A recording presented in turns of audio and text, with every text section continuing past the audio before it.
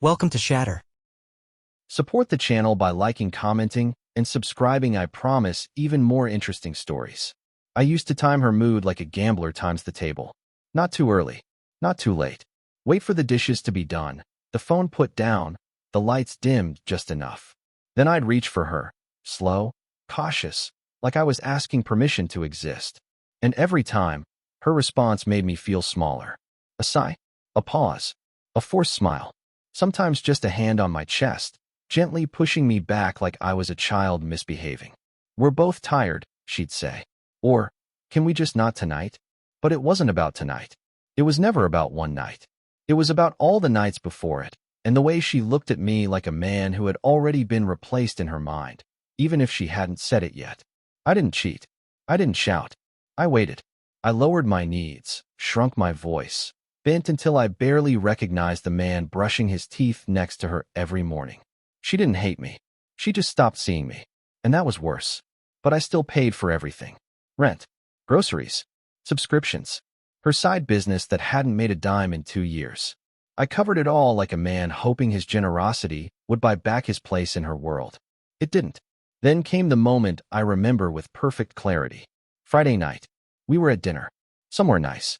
I had booked it 2 weeks in advance, picked her favorite wine, wore the shirt she once said made me look less tired. She barely touched her food, didn't put her phone down.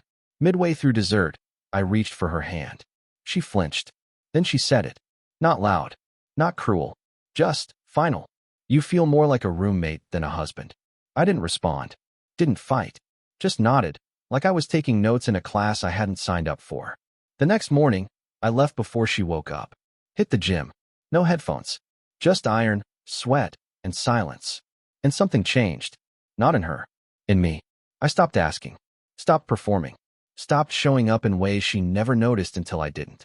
She didn't feel the shift at first. Thought I was sulking. Thought I'd come back with flowers, or an apology, or some long message about how I could do better.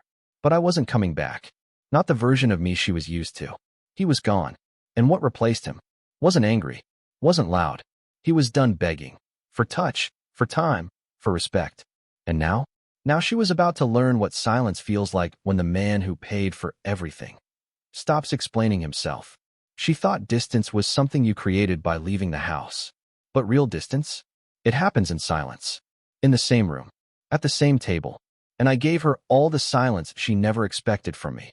No anger. No slammed doors. No passive-aggressive remarks. Just clean, calculated stillness.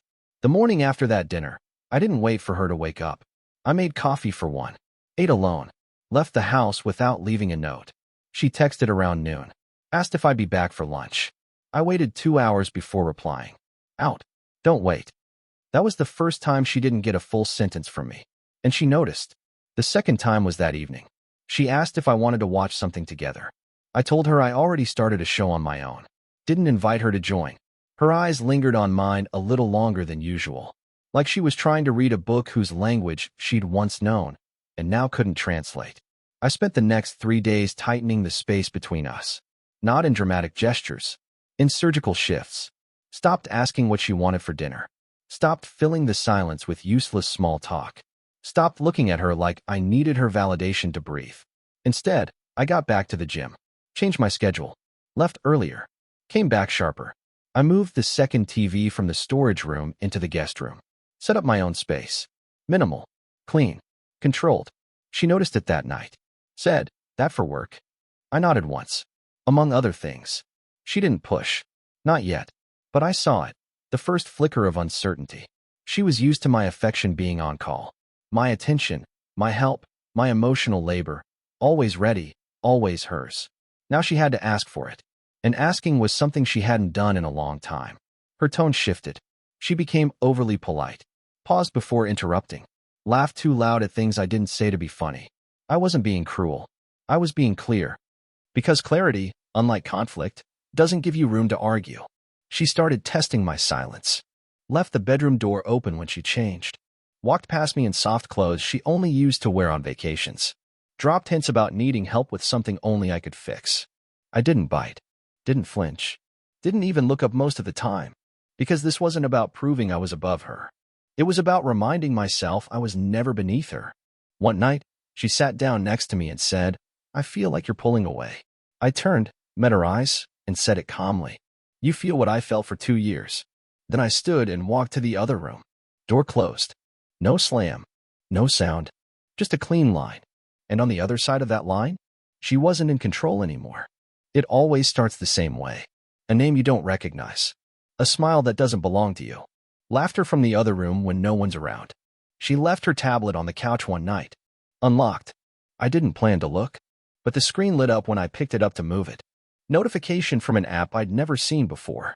The preview was short, but sharp. "You deserve to feel wanted every night." It wasn't mine. I opened it. Messages. Weeks worth. Maybe more. No nudes. No confessions. Just intimacy. Digital footprints of someone else occupying the space I used to. She never said his name out loud. But there he was, in lowercase flirting, late-night texts, and little digital touches meant for no one else. I didn't screenshot. Didn't confront. I read enough to understand the pattern. She wasn't in love with him. She was addicted to being admired. And I had stopped playing that role. So she found someone who would, in a space where accountability couldn't reach her. I placed the tablet back. Exactly where it was. Didn't change the screen. Didn't log out.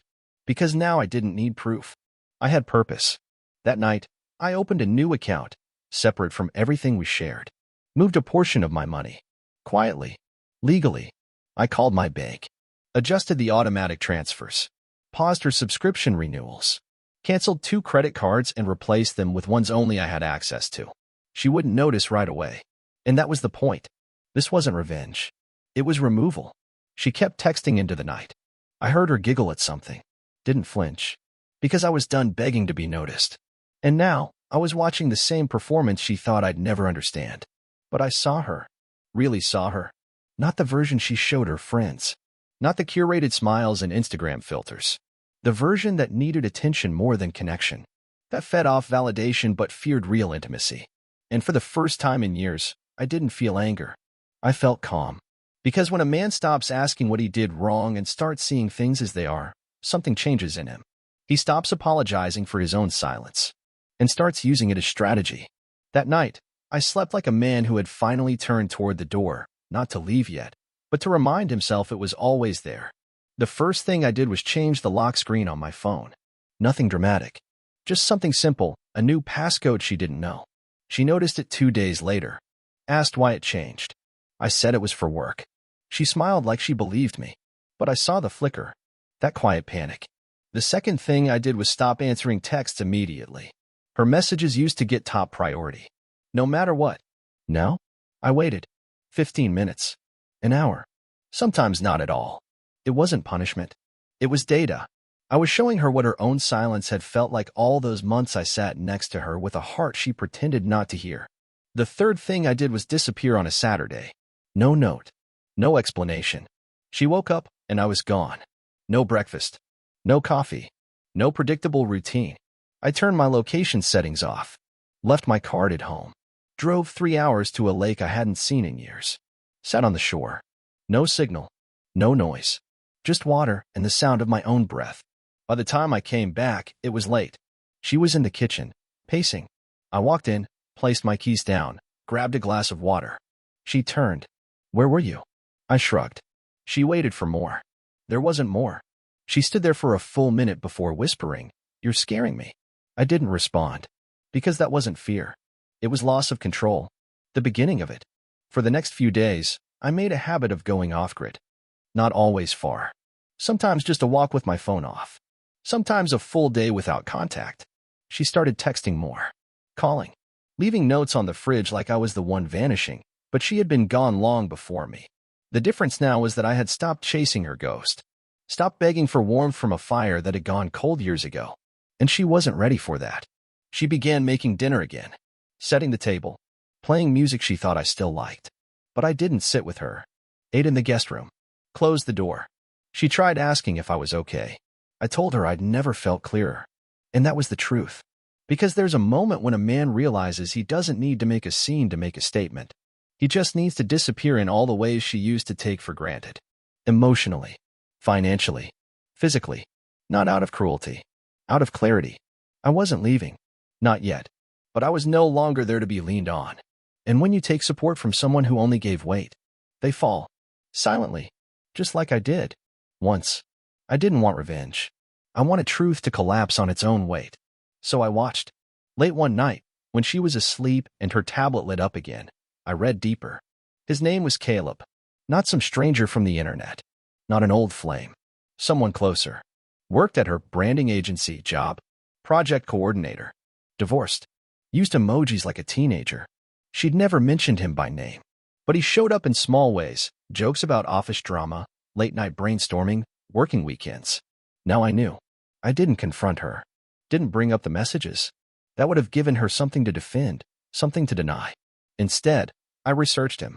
Found his profile. Read his work bio. Looked at his connections. Took notes. Then, slowly, I followed the trail. One of her texts mentioned a side project they were rushing to launch.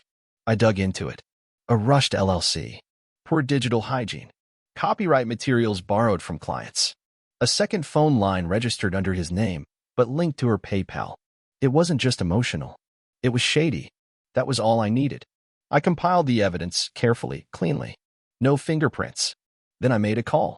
Not to her. Not to him. To someone above both of them. A compliance officer at the agency. Posed as a concerned third party. Sent over documents. Left no callback number. A week passed. I said nothing. Then she came home early one afternoon. Slammed the door harder than usual. I was on the couch. Calm. Reading. She didn't look at me. I asked, rough day. She sat down without answering. 20 minutes later, she got a call and took it in the bedroom. I didn't eavesdrop. I didn't need to. I already knew what was unraveling. He'd been pulled into a meeting. HR involved. Their little secret no longer secret. The text stopped after that. Her smiles dimmed. Her phone stayed face down for days. I watched the decay in real time, not with joy, but with resolution. She tried to act normal. Asked if I wanted to go out for dinner. I said I had other plans. She didn't ask what they were. Didn't even pretend to be curious. Because she could feel it now, the shift. She wasn't admired. She wasn't protected. And the man who used to shield her from consequences had gone quiet. Not vengeful. Strategic. She stopped mentioning Caleb. Stopped mentioning anyone. And I didn't fill the space. I just let silence speak. Because once a man stops defending what's already broken, he starts planning how to rebuild without it. And some damage doesn't need to be loud to be final. It just needs to be precise. It wasn't that she was exposed. It was that people stopped looking at her the same way. No warning. No confrontation. Just a quiet shift in energy that she couldn't reverse. It started at a friend's birthday. We arrived together, but I walked ahead. Didn't reach for her hand. Didn't wait by the door. Inside, I moved through the room like I belonged there, because I did. I had known these people longer than she had. But this time, they didn't orbit her like they used to. They greeted me first. Asked how I was doing. She stood behind me, quiet, waiting to be pulled into the conversation. No one did. Later that night, while she was in the restroom, a mutual friend leaned in and asked, "Are you two still? Solid?"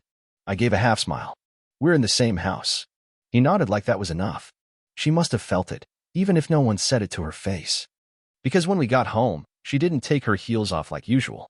She just stood in the living room, quiet, eyes unfocused. She whispered, "They're treating me different." I didn't respond. Because it wasn't them. It was her image cracking, without me defending it. That week, she posted 3 selfies. One in the gym. One with a quote about growing alone. One with a caption that just said, "Resetting." But no one responded the way she wanted. No fire emojis. No sympathy. Just a few comments from people who didn't know her well enough to see the fracture. At work, it was worse. She came home one night and said, "They've moved me off the campaign." I looked up from my laptop. "Which one?" She hesitated. "The one I pitched last quarter." I nodded. No condolences. No concern. She waited for something, anything. I gave her nothing. Because now, she was living in the silence she used to hand out like change. And it didn't fit her. She called her sister that weekend. I heard her voice from the bedroom. "It's like he's here but not. Like I don't matter." I walked past the door. She saw me. I kept walking. Didn't pause. Didn't flinch. Because once you stop reacting, they lose the script. She started inviting people over again, friends we hadn't seen in months. Tried to rebuild the performance. But people noticed the cold. One of them, An old college friend of hers asked if I wanted to join a game they were playing. I declined. She asked, "You okay?" I smiled. Better than ever. Her eyes narrowed. Not with suspicion, with realization. And that was the moment I knew. People were starting to see it. The gap. The disconnect. The absence of something she thought no one would ever notice. I didn't destroy her reputation. I just stopped protecting it. And the silence? It did the rest. You don't notice the silence at first. It builds slowly, like fog, until you realize the phone hasn't rung in days. That your notifications are all sales and spam. That the people who once orbited you have stopped spinning. That's where she was now. It wasn't punishment. It wasn't exile. It was gravity shifting away from her. Her sister stopped calling as often. Her friends replied with thumbs up instead of full sentences. Even the group chat she once ruled had gone quiet. I saw her check it twice one evening, scrolling through the last message she sent, waiting for someone to reply. No one did. That same night, she made 2 drinks and brought one to where I was reading. Set it down gently, like she was offering a peace treaty she couldn't name. I didn't touch it. Not because I was angry, because I didn't need to pretend anymore. She sat across from me, silent, hoping proximity would fill the void her presence used to. But it didn't. And we both knew it. She tried again the next day, brought up a memory. A trip we took years ago. Spoke like it meant something. I nodded. Didn't add to the story. She watched me for a long time after that. Like she was trying to find the thread that used to connect us. But she couldn't. Because I'd cut it quietly. No speeches. No explosions. Just one clean break at a time. The next morning, I saw her crying. Not loud. Not performative. She sat on the edge of the bed, holding her phone, scrolling through old photos. Of us. Of dinners. Laughs. Places we pretended to be happy. She wiped her face quickly when I walked in, trying to regain composure. But it was too late. I saw her. And for once, I didn't look away in discomfort. I looked right through her. Because she wasn't crying for me. She was mourning the version of herself that only existed when I was still trying.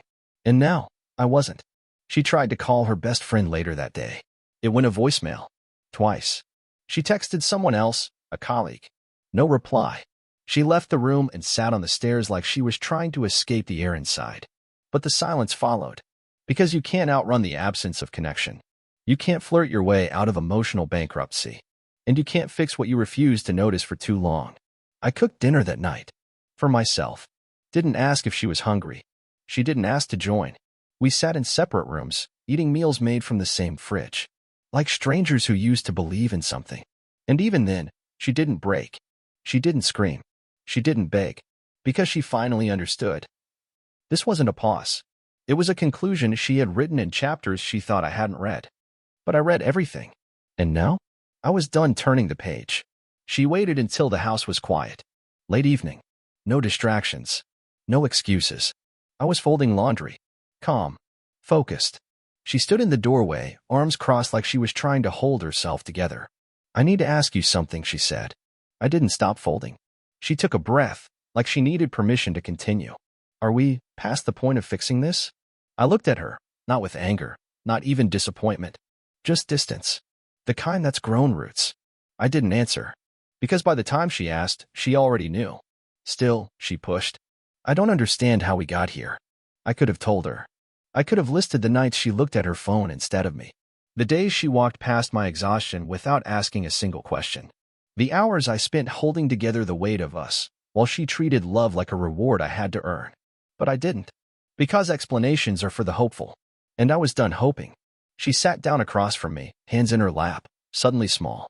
"I didn't cheat," she whispered. I nodded. Not physically. That landed harder than yelling ever could. She dropped her gaze. Because deep down, she knew. Intimacy isn't only about bodies. It's about where your loyalty rests when the other person isn't watching. And hers had wandered long before I stopped following. She tried to pivot. Said we could go to therapy. That she'd make time. Make effort. Make change. I stayed silent. Because now, it wasn't about repair. It was about release. She tried to cry. Not fake. But not effective either. Because when someone's been drowning you for years, their tears don't register as rain. They register as whether too late to matter. Eventually, she stood and said, "You haven't even tried to fight for this." And that was the first time I looked at her with something close to emotion. Not love. Not hate. Pity. Because she didn't see that silence was the fight, that staying as long as I did was the proof. But now? Now I had stopped fighting. Because men like me don't scream when they leave. They just stop showing up. She walked out of the room. Door didn't slam, just closed softly. But in that moment, it sounded louder than all the arguments we never had. Because it was the first time she realized. She was talking to a man who had already left the relationship, while still standing in the same room. There's a specific kind of silence that follows a confrontation. It isn't peace. It's absence. She started unraveling fast after that night. Her routines broke. Sleep patterns shattered. Mornings turned into late risings and forgotten showers. Dinners were skipped or burned or eaten in front of the fridge. I didn't ask questions. I didn't offer comfort. She had stopped being my responsibility the moment she proved I was disposable. Now, I was living in the house, but outside her orbit. Her breakdowns were quiet at first.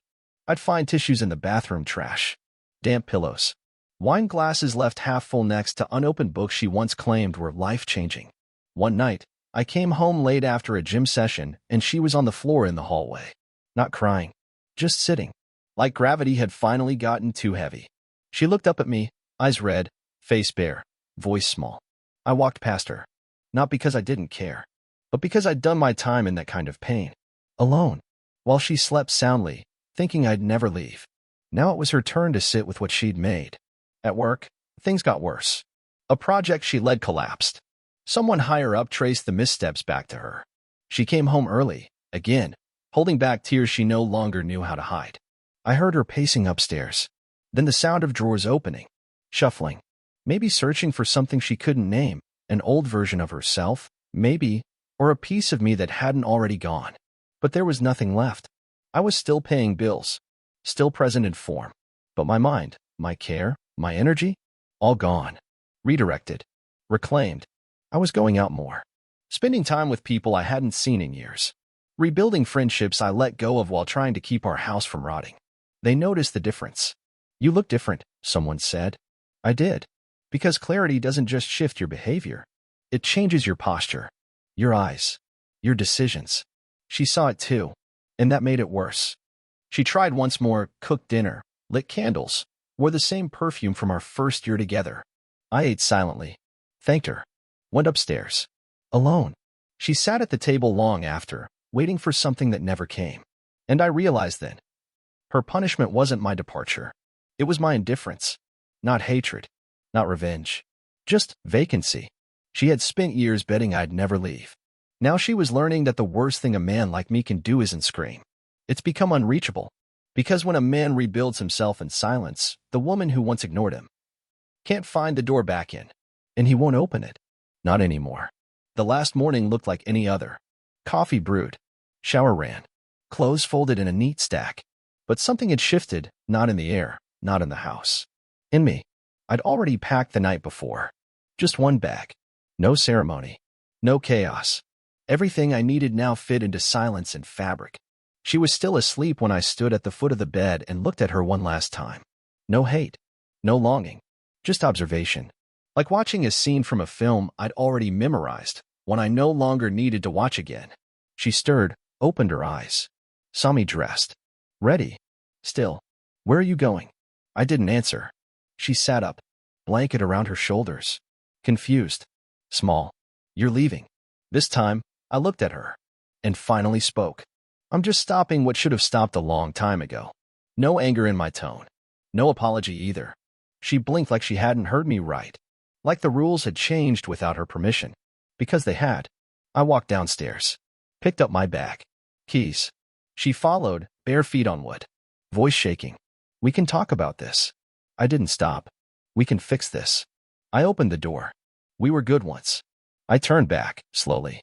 Looked her in the eyes. Calm. Final. No. I was good. You just got used to it. Her face didn't fall. It shattered. Because that was the line. The one she'd never outrun. I stepped outside. She didn't follow. She didn't slam the door. Didn't beg. She stood frozen in the hallway where she used to win every argument without raising her voice. But now, I was the quiet.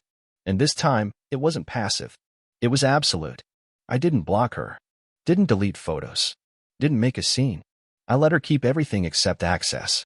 And that was the most brutal thing I could have done. Let her live with the memory of a man who never screamed, never hit back, never humiliated her. He just stopped showing up. Stopped catching the moment she dropped. Stopped being the mirror that held her together. The silence I left her with? It wasn't emptiness. It was echo. One she'd hear every time she walked past my side of the bed. Every time her phone stayed quiet. Every time she tried to rewrite the story for someone new. And they didn't believe it. And as I drove away, no music, no destination, just breath and freedom and stillness. I thought only one thing. I didn't disappear. I just stopped showing up where I wasn't respected. Real men don't explode. They exit. Subscribe for more power stories.